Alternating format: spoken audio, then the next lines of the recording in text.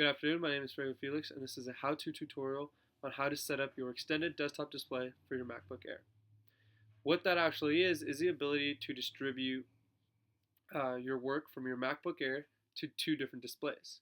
A second display, such as a TV or a computer monitor, as well as your MacBook Air. So essentially, let's say I have two windows open on my MacBook Air laptop. With the extended display for MacBook Air, you can actually move one of those windows onto a TV and the second window on your MacBook. And this is really helpful for people with very cluttered desktops. Let's say you have a lot of programs open at the same time. This second display will allow you to kind of spread that out. And so for this, we need three different things. First, you need your MacBook Air. Obviously, this is your laptop.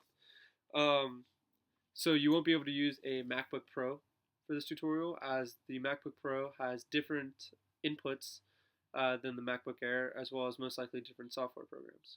Also, other laptops will not be compatible with this how-to tutorial, as they also have different inputs. But yeah, if your laptop does have the same input and the same software, you're more than welcome to use this tutorial. So the second thing we need is an actual HDMI to Thunderbolt cable. So what that looks like, this is what it is.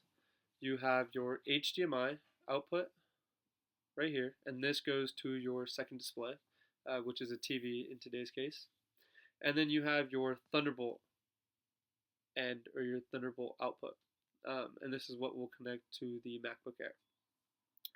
You cannot use an HDMI to HDMI cable, which is a lot more traditional, because the MacBook Air is too thin, and so it does not have an HDMI input. So you can actually buy an HDMI to Thunderbolt adapter if you do have an HDMI cable already. And the third thing you're actually going to need is your second display. In this tutorial, I will be using a TV that I've owned for a while, and it's bigger than my laptop, so that's what I like to use. You're more than welcome to use a computer monitor if you do have one. And so that's just the description and the necessary tools, and we'll move on to the actual process of setting up your extended desktop display. Welcome back, everybody, and I want to introduce you to the steps section of this how-to tutorial. So step one will be to turn on your MacBook and log into your user account. I have already done this. Your second step is going to be to turn on your second display. As you can see, I have a TV here, and you want to make sure that this is connected to a sustainable energy source, such as a battery or a wall outlet. Okay, so your third step is going to be to connect your Thunderbolt cable to your MacBook. As you can see, this is the Thunderbolt input on your Mac. So you're just going to put that in there. And then you're going to plug in your HDMI output into one of the HDMI inputs on your display. And that's it for step 3. As a reference, after plugging in both the HDMI and Thunderbolt outputs, this is what your laptop and second display should look like. Sorry for the interruptions in the video. It's somewhat difficult to display everything in one consecutive video.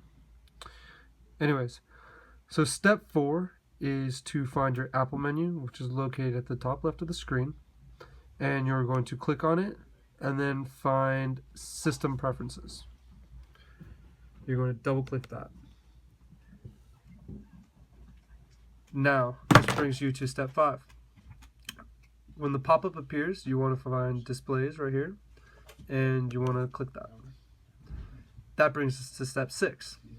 On this pop-up, you want to find Arrangements right here. You want to click that, and it will open up a different pop-up.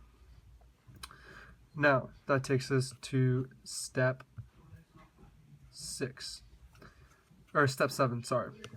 You want to find the mirror display, which is located down here, and you want to make sure there's no check mark in that box. That will allow you to move windows between the two displays. And then that's it. get ready to rock and roll with your new extended desktop display.